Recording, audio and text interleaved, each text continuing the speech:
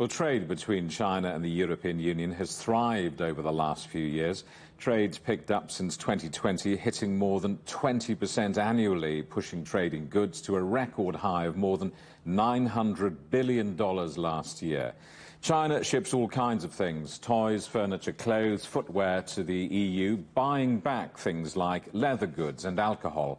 But the top traded items are machinery and cars.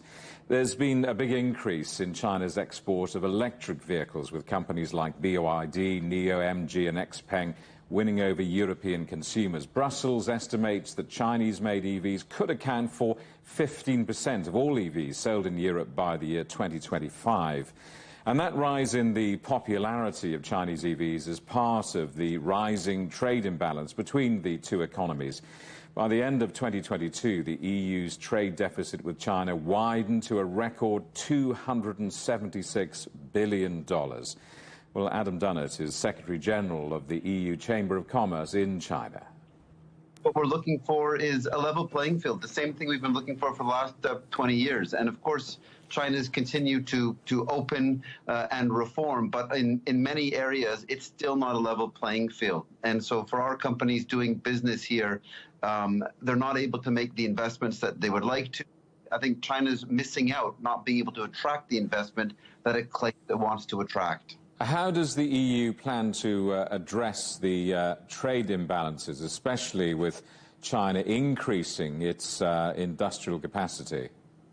Yeah, it's a good point. I mean, this is the biggest eyesore, and it's hard to avoid this. 400 billion euro trade deficit last year. It's a historic level.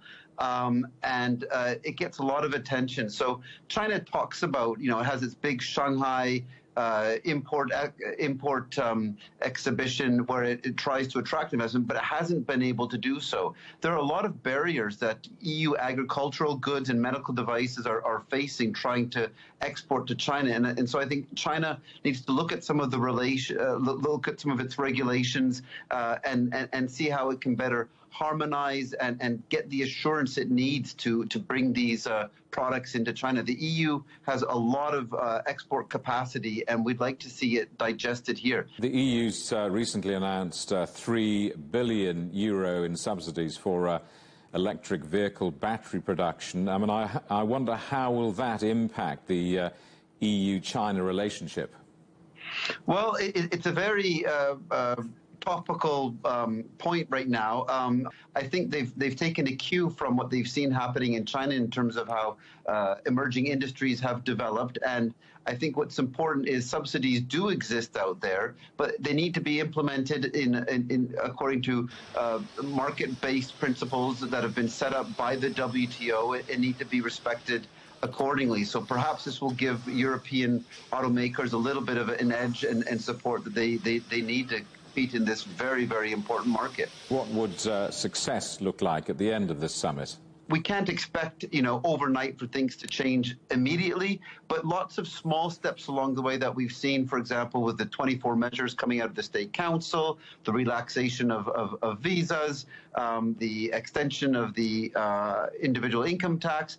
Those sorts of things are positive signals that business will look at and say, hey, this is a place where we can still do business. But we have to consider that in the broader context where there's a lot of security measures, security measures with anti-espionage law, the foreign relations law, with self-sufficiency directives that sends a mixed signal to business. And so we need to keep the momentum going, as President Xi himself said, and we do that by sending positive signals, and then we look to see what the results of those are, because it's easy for leaders to say things.